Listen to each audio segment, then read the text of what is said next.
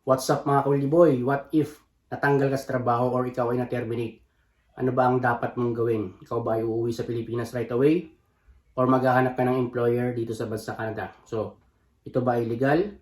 At ano ba ang mga nararapat na hakbang na dapat mong malaman nang sa ganun? Ikaw ay maliwanagan. Just in case lang, ikaw ay na-terminate sa trabaho or ikaw ay tinanggal. So, yan ang pag-uusapan natin sa video na to. Kaya stay tuned kayo at panoorin nyo ito hanggang sa uli. And syempre kung bago ka pa lang sa akin channel, huwag mo kalimutan mag-subscribe. I-click mo na notification bell para lagi kang updated sa mga bagong job opportunities, buhay OFW, buhay butcher, na aking na-upload. What's my name? Wildy boy. What's my name? Wildy boy. What's my name? Wildy boy. Let's go! What's up mga kababayan? Ako nga pala si Wildy na kagaya mo noon na nangarap. Pero dahil sa pagsusumikap, pag kinaapot ang matagal lang hinahanap, inilusan, di ko tinulugan. Ginawa ng paraan, ano man ninais na makuha. Kahit kalaki, manito hirap at luha. Pinagsumikap ako pa rin ang labis. Kaya mga ka-Wildy, be consistent, patient, laging positibo. Be inspired and motivated. At umiwas lang sa mga taong negatibo. Yan ang tinatago ko sekreto para mga plano sa huli pagtagumpayan. At palagi ka tumutok sa aking challenge na sa ganun ka alam ang kakayahan madagdagan. Yan! Bago pala tayo mag-proceed, disclaimer lang, hindi ako isang immigration consultant at hindi rin ako related sa kahit anong agency sa Pilipinas at ganoon rin naman dito sa bansang Canada. Ang mga binabanggit ko dito ay based in my research at sa mga taong na pagtanungan ko. Nausapang termination tayo mga kabayan ha. Guys, hindi na yan bago. Well, in fact, dito mismo sa aming planta sa Cargill High River, marami nang na-terminate at napauwi. Noon pa nangyayari yan mga kabayan ha. Pero, tandaan nyo mabuti ito, hindi kayo obligadong umuwi. Hindi katulad sa ibang mga bansa na ihatid pa kayo hanggang sa airport para talagang siguradong kayo ay makakabalik sa bansang pinanggalingan ninyo. Pero dito sa bansang Canada, base rin sa napagtanungan ko once ikaw ay meron pang existing work permit, maaari kang maghanap ng ibang employer na makapagbibigay sa iyo ng LMIA or Labor Market Impact Assessment at nang sa ganun magkaroon ka ng panibagong work permit. So ito pang mahalagang malaman ninyo mga kabayan kung ikaw ay galing sa Pilipinas, automatically ang tawag sa iyo contract worker. Pumirma ka ng kontrata at alam mo dapat ang nakasaad dyan. Ngayon, may karapatan ng employer na ikaw ay i-terminate just in case lang lumabag ka sa mga nakasaad sa kontrata. And hindi lang yan effective sa mga contract workers, even sa mga permanent or sa mga Canadian citizens, maaari ring mangyari ang termination. As long as meron kang ginawang paglabag sa loob ng company premises, as long as ikaw ay isang empleyado ng isang particular na company. So anyways, balik tayo sa ating ibang mga information Now, kapag nag-apply ka sa ibang mga employers dito sa bansang Canada, kinakailangan lang alamin mo kung ang iyong applyan ay makakapagbigay talaga sa iyo ng LMIA kasi para hindi masayang yung effort.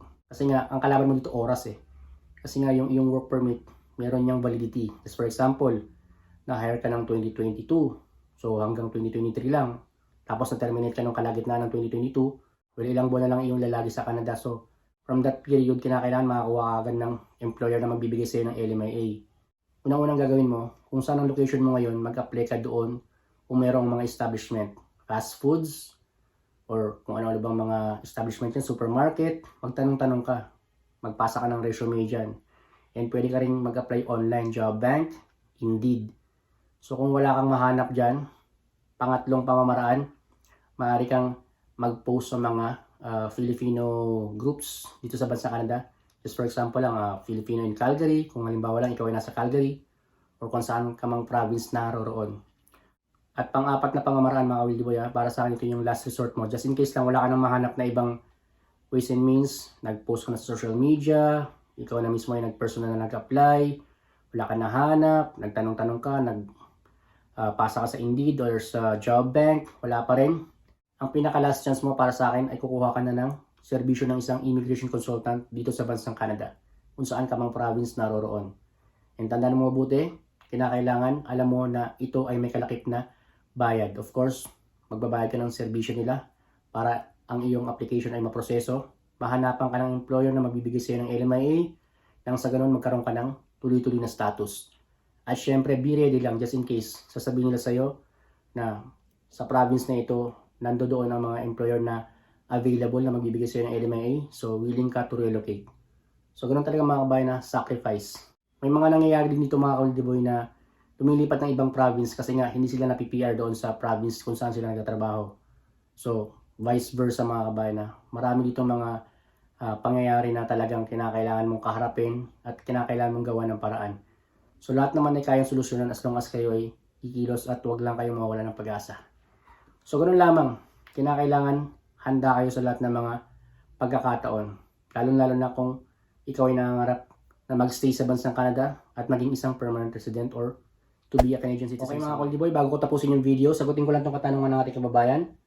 Papaano kung mag-expire na ang IELTS ng isang temporary foreign worker here in Canada and hindi pa tapos ang kontrata?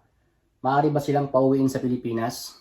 Guys, hindi kayo papauwiin sa Pilipinas kahit na expired na ang inyong IELTS once na ang inyong work permit ay existing pa.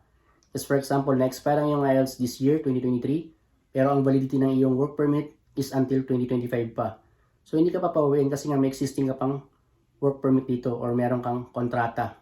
Ang iyong kontrata sa kumpanya naka-base yan sa iyong work permit. So, until 2025 ka pa valid na magtrabaho dito. Kumbaga yung status mo tuloy-tuloy pa. Ngayon, kinakailangan mong gawin, obligado kang i-renew ang iyong IELTS or obligado kang mag-retake. It's either IELTS or CELPIP. Kasi isa yan sa mga eligibility requirement para ikaw ay maging permanent resident dito sa bansang Canada. Tandaan mo mabuti hindi ka nagtrabaho or hindi ka pumunta sa bansang Canada para lamang magtrabaho ng 2 taon. Ikaw ay pumunta dito para magkaroon ka ng status for permanent residency and even maaari kang maging Canadian citizen someday. So, ang halaga dito mga kabayan na malaman ninyo na maaari kayo dito magstay for life kung gugustuhin ninyo mga Koldi Boy. So yun mga Koldi Boy, I hope nagustuhan nyo yung video na to. Siyempre kung sakasakaling nakatulong sa inyo, don't forget to give a thumbs up. At kung bago ka pa lang sa aking channel, huwag mo kalimutan mag-subscribe. I-click mo notification bell para lagi kang updated sa mga bagong job opportunities. Boy FW, Boy Butcher na aking na-upload. As always, consistency, patience, and have a positive mindset mga kabayan. Samahan nyo ng diligence. Sa mga kabayan ng FW, sa iba't ibang panig ng mundo, kung kayo man ay nakakaranas ngayon ng mga pagsubok, lagi nyo tandaan, lahat ay may solusyon. As long as ikilos ka at gagawa ka ng paraan. Huwag kayong mahiyang magtanong, kinakailangan nyo ng lakasan ng inyong loob at tiwala sa may kapal.